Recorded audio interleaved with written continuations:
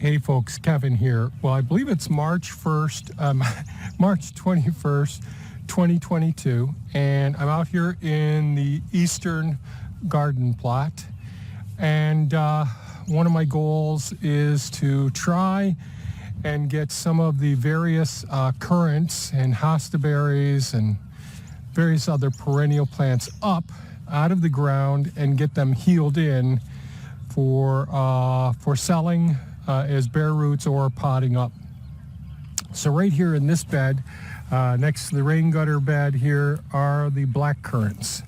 So what I'm going to do now is see if I can get these buggers up. I'll remove the drip tape from around them, take up the stakes, and dig up the plants. And I'll do it as bare roots, so I'll end up washing off some of the soil from the plants themselves so that the soil stays right here. So we'll see how this goes. It's 34 degrees Fahrenheit. It's cold. What's that, 1 degree Celsius? I'm not sure. So here we go. So ran into some challenges yesterday when I made these recordings. We had some physical challenges and certainly some challenges with the cameras as well. So I thought I'd still try to post this. In the past, I probably would have just given up on it and just mentioned it. The surface of the mulch is still frozen. You'll see it'll come up in chunks and all. Some of the roots, because of the mulching that I did, so when I started these hardwood cuttings into the soil here a year ago, I laid the drip tape right alongside of the hardwood cuttings, and then I laid the wood shavings that you can pick up at your Tractor Supply or local center. And as a result of that, some of the roots did come out and start to cover the actual drip tape. Now in just about a minute, we'll go back to me actually digging up some of these bare root plants, and you get a good look at the roots and the soil that's around them. And what I'm doing here is I'm using the fork to just try and break loose some of the roots. Currants, the whole rye family, tend to do very well as establishing excellent roots as long as the soil drains well and has adequate moisture. These black currants, they can handle being in the shade, or at least partial shade, and do very, very well. And so what I'm doing here is trying to get things ready for all the different plants, for getting them set for our bare root sales coming up shortly. Now I'm going to go back and you'll see the process that I go through, and I talk through digging up some of these. Okay, I made a pass down here with a fork and loosen up the soil. And this is what these ones are looking like. We'll see how well this goes. Not too bad. Oh, I have to do this one again. There's 3 rows of these. Trying to break loose some of the roots down here.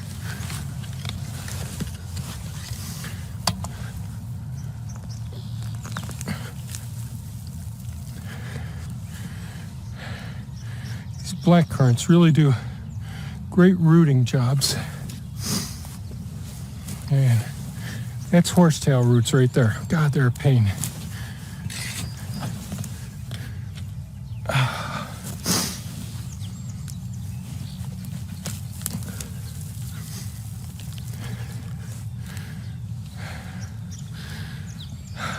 It's really getting very nice root development. Not sure how well this is showing up.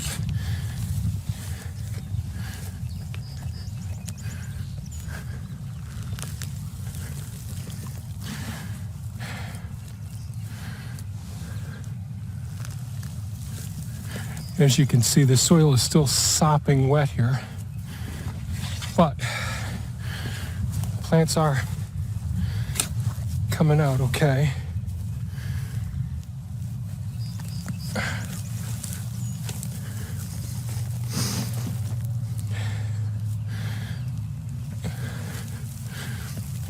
very cold out here today.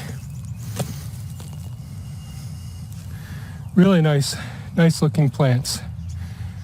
Very, very nice looking.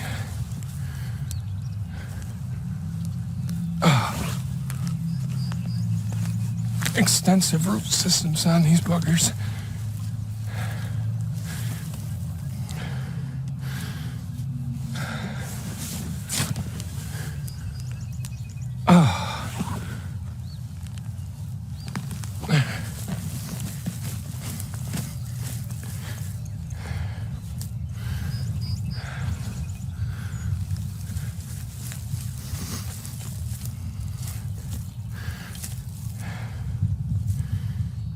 And you can see right here with this one here, I got so much soil still on here, I'm gonna have to wash these off.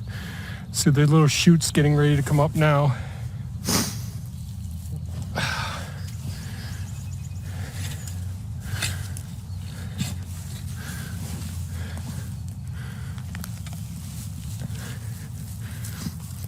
But I don't want to start washing the roots off over here yet because they get completely soggy.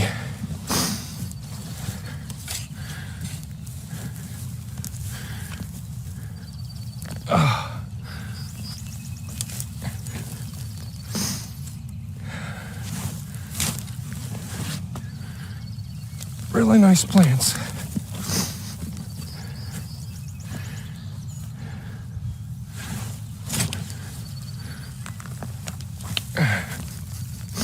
See some of the, I can't see them very well, but the earthworms in here. Got to get them covered up.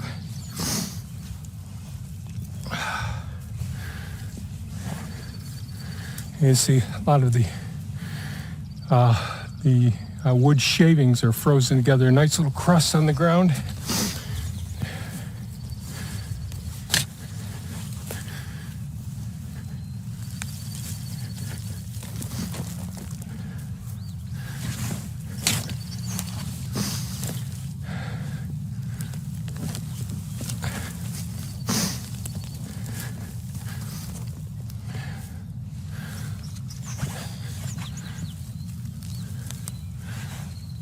Small one, still nice.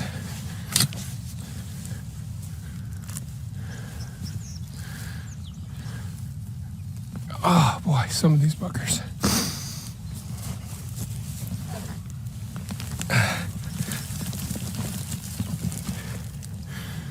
Again, more earthworms will cover that one up.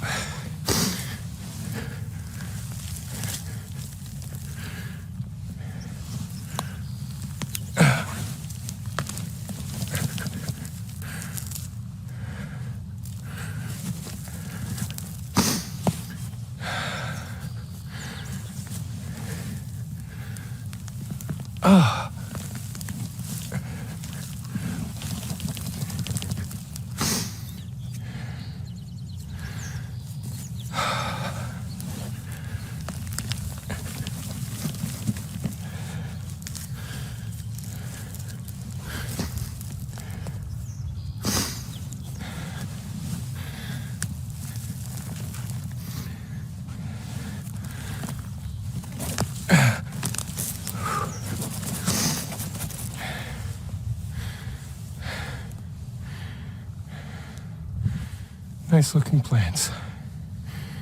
All right.